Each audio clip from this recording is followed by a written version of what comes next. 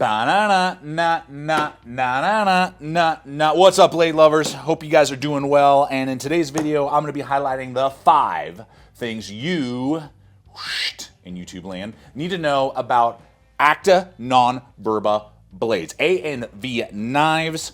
I just yesterday did a video on the hard task, and I really felt like it required a secondary follow-up video to really address some of the concepts that A&V knives brings to the table. Acta non verba is Latin for actions, not words, or deeds, not words. It's attributed to Julius Caesar. And this Czech base, they make these knives in the Czech Republic, is where all these tools are. And those Czechs, man, so, I mean, they're going to go ideally with your CZs. Shout out if that's what you're packing.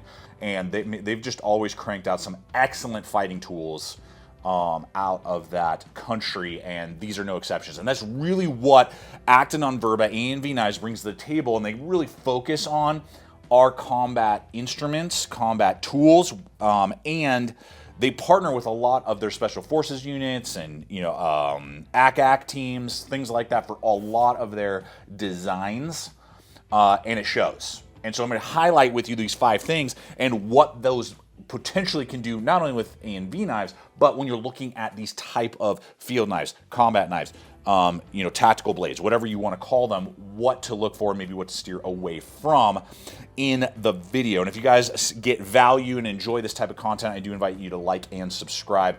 And the first thing I want to hit, number 1, the 5 of the 5 things, is the grind. Grind is always more important than steel on any tool. That's the first thing you need to be looking for.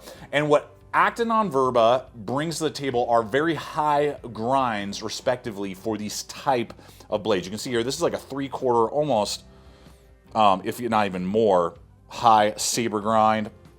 We have here on the M311, same thing, a little bit lower, but high, you know, like a high saber. And then even on the M200 hard task, same thing, right? We have here a very high grind for this type of knife that you don't always see. As an example, you're like, well, like, prove it to me. Okay, no problem. Here is the SRK from Cold Steel. This is the 3V variant. But you can see here that the P300 is the same or even slightly less, but way higher on the grind. Like, the grind is significantly higher on the P200. That adds to slicing capability and actually functionality of cutting.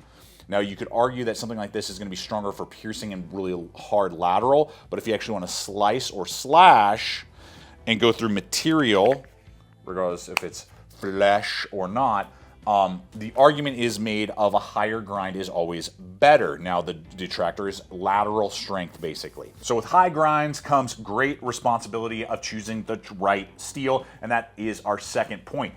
The type of steel that A&V Knives is using, and if the proper steel is chosen, these high grinds will be excellent and durable, which is awesome. So we're going to find out here.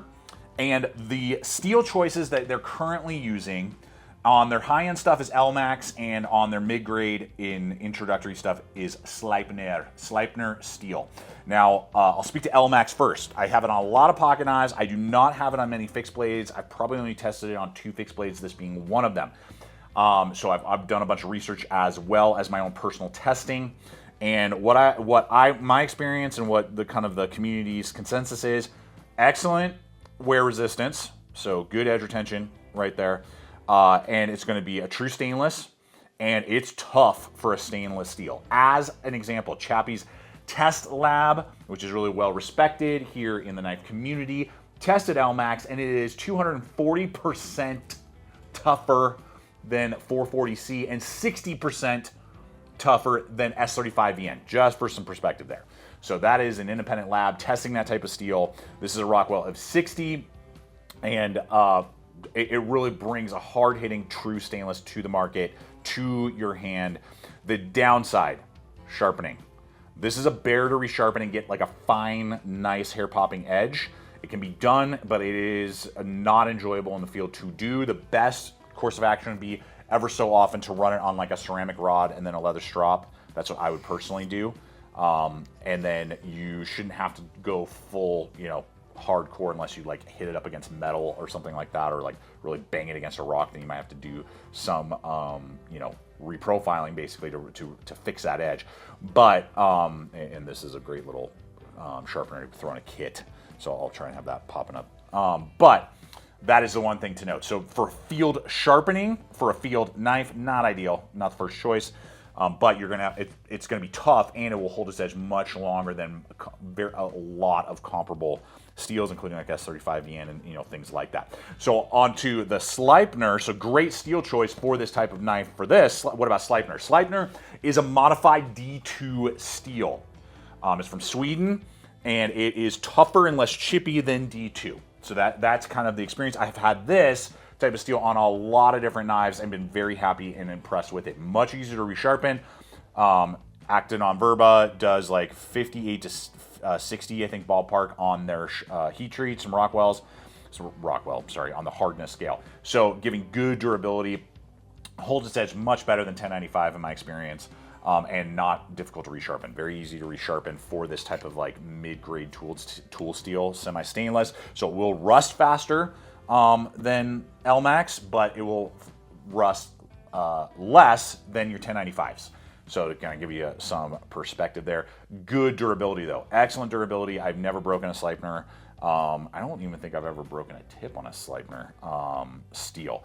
Now, a knife's grind, steel, and profile can be high performing and lethal. But the third thing that we have to look at is ergonomics. How do these handles work? What does Acton Verba do to bring an execution of helping to make the tool one with the ultimate weapon, you, the user? We're gonna highlight that here. But do you see that over there? Woo-wee. Man, that is a heck of a view. And what gives me confidence to come out here and explore and check out scenery like this is the fact that I have my Zoleo satellite communicator with me on all of my adventures. And of the many attributes, there are two that bring a ton of value to me with the Zoleo device. First and foremost is that it's a standalone satellite communicator. Yes, I can sync it to my phone and text my wife when I don't have cell coverage and let her know how things are progressing and that I'm okay. But if I damage my phone or it runs out of battery life, this has over 200 hours of battery, and I can hit the check-in button and it sends my GPS coordinates to my wife and let her know I'm okay. Or if something goes sideways, I can hit the SOS button and send my GPS coordinates to first responders, and they can start coming to the rescue. So having that attribute along with its shareability. Recently, I was not able to make a hunting trip with a buddy of mine, so I untethered it from my phone. He connected it to his, and he went off on an over week-long hunting trip, used it all over Colorado as he was elk hunting, and giving him peace of mind and confidence to know that if something goes sideways, he can hit that SOS button and get first responders to his location. Then he came back, I retethered it to my phone for the adventure I'm out on today. So that, along with many other capabilities and features, make this an essential piece of kit for me when I go exploring. And so I'm gonna have a link popping up here in the corner of the screen, as well as in the description box below this video, that you can start checking out all the different features and subscription plans that Zoleo offers, along with my exclusive promo code, which will waive the $40 activation fee. So I invite you guys to check it out and start exploring with confidence with Zoleo and their satellite communicator. All right, the amount of effort, energy, and research into these handles is kind of mind-boggling, and that's where a lot of time is invested into each of these designs, because it can be very easy, you know, just to kind of do a very basic handle. You know, it's just like sides and cut in, and maybe we'll throw a little hit of jimping on there. There you go. And there's nothing wrong with this. I mean, this is an ergonomic, you know, handle design. No problem. Very cool. Okay, but for particularly tools like this, which are combat focused, hard hitting, you know, in theory, the amount of effort that Acton Verba A&B knives puts into these is pretty wild. And 2 out of 3 of them is like, I mean, it's like they got 3D printed handle scales for you. And then the other one, I don't understand. So here's the deal. What the M311 has is micarta that you can see is ribbed at an angle, huge bolts, deep cut in, rounded jimping, so it's textured but it's not hot, right? Glass breaker on the back. You can even see here, I mean, the amount of scalloping and machining, huge palm swell, all rounded, you know, not flat on each side and stuff, means that this just contours to my hand. It's so thick and full. It just feels, this feels like an extension of my body, and I feel so in control. This is one of the most controllable tools I own that I'm not worried about, you know, losing in my hand. If I had to do a lot of quick movements, quick slashing, piercing, doing that type of stuff, I'm so locked into place. Now, my personal opinion is, because these are all about 5 inches on blade length, a choil is not needed. If you're going to do a choil, this one actually executes it pretty well because of the angle back and the way that it's designed with this cut in right here. Not only aesthetically sick, but very ergonomic. So if I did have to use a combat knife for extended periods of time around a camp, carving, whittling, making some sort of, you know, instrument or tool, this is going to feel the most comfortable out of, you know, all 3 of these knives basically, which is really impressive. Then we go on to the second one, the M200. When I first got it, I was like, I don't know about that, but you can see here, look at how many transitional, you know, points they have done. And then again, the ribbing on it at an angle that grips your hand in a really unusually comfortable way. I don't know how else to describe it, but you can see like flares there on the top end where your hand is, where you're gonna put the pressure down, and it angles your hand at a 45-degree angle. Now, these aren't bushcraft knives, don't get me wrong, these are not bushcraft knives, but for this style, these are some of the better ones, and the amount of energy, angling, machining, time that each scale is produced, or that is put into each scale to produce them, is wild. Now, the third one, the P series, when they updated them, super sick compared to the N690 that they used to use, all the things. I really like these blades. The one odd thing for me, because these have really good guard, these are a polymer handle, great traction. Again, they've put a lot of energy into unique contouring, palm swelling. You just don't see that a lot. Flare out the back, glass breaker again, ideal for that type of stabbing. And for purely combative roles, zero issues. This is the one thing that didn't quite make sense to me, is that they actually narrowed the top and flared out the bottom. And when you are gripping a knife, particularly if you're doing a push cut, all of your energy is on the back spine. So you'd want that to be fat and narrower where your hand kind of cups. So it's reversed for some reason. I really feel like the scale should have been reversed. The only thing I could maybe think of is because they were thinking like this, but even that way, again, that's where I would want a thicker portion and a narrower portion up here. So it's not bad, it just takes something to get used to, and it's a little odd.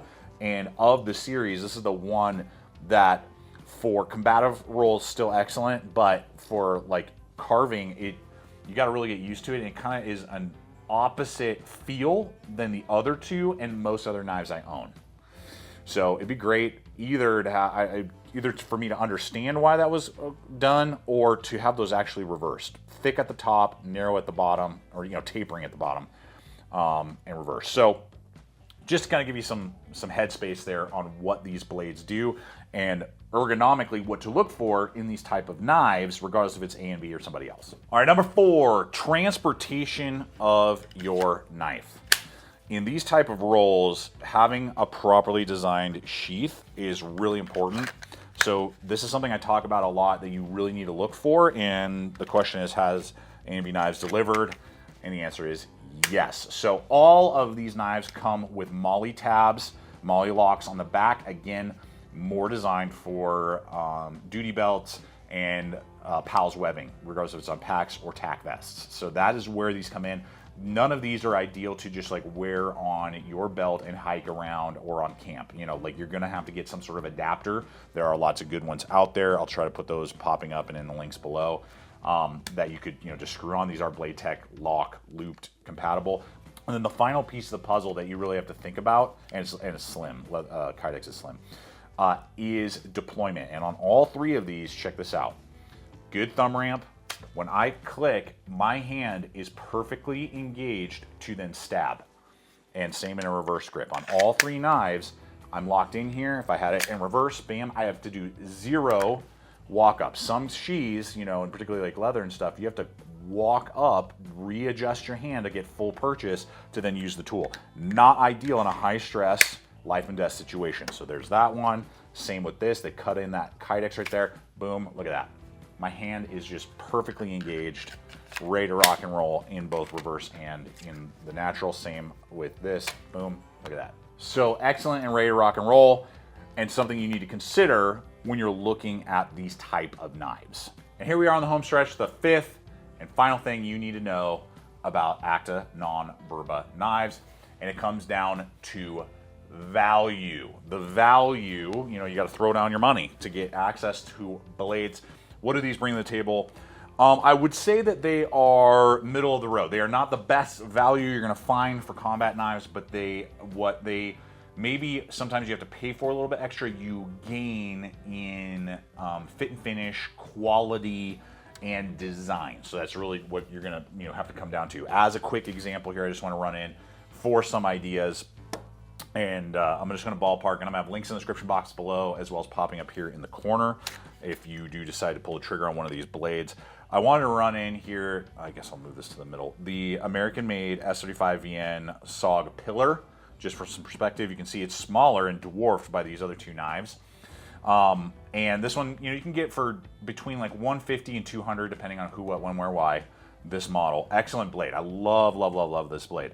LMAX is going to have better wear resistance and is going to be tougher.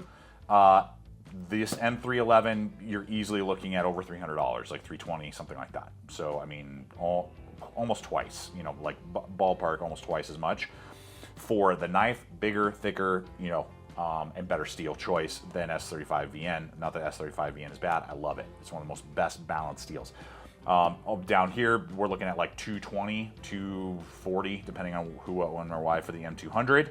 Sleipner steel is a little bit more forgiving and is going to potentially be a little bit tougher. S35VN, going to have better wear resistance and is rust resistant. More rust resistant than Sleipner. So again, just kind of like food for thought there. Good kydex sheath though, that also does exactly what we're talking about. Boom. As a walk-up example there. And then the value, if you're looking for best value, the P series really does have a really good value for European-made steels. These are about 150. The smaller variants I have here, like the P250 with a swedge. This guy is going to be, I think, around that same cost, and then the smaller variant, the P200 is like 130, something like that. So just to give you some perspective, the Taiwanese-made CPM3V variants are about 160, about the same cost for the SRK. SRK is excellent. We got full tank construction. There's just different things. Higher grind, lower grind. CPM3V is a tougher steel, good edge retention as well. Excellent sheath for the SRK. So just want to kind of run that in there, that as you're looking at these tools, value is definitely something you need to consider. But what we're really looking at with these type of blades is the amount of detail that they're putting into the handles and focus to really give you excellent handles, good steel choices for these type of knives, and then excellent sheaths that really don't need to be upgraded if you're wanting to deploy them in their niche and their original purpose as field knives. So guys, there's the 5 things you need to know about ACTA non-burba tools. If you have questions, leave comments below. I'll do my best to answer them. I appreciate you guys hanging with me today. I hope it's been fun, entertaining, but giving you the data you need as well. Appreciate your guys' time. Give a shout out if you've reached this point. Leave a comment and let me know, do you like Sleipner or do you like LMAX on your blades, and have you had experience with that? So appreciate you. Until next time, always remember, stay equipped, stay prepared, and I'll see you out there.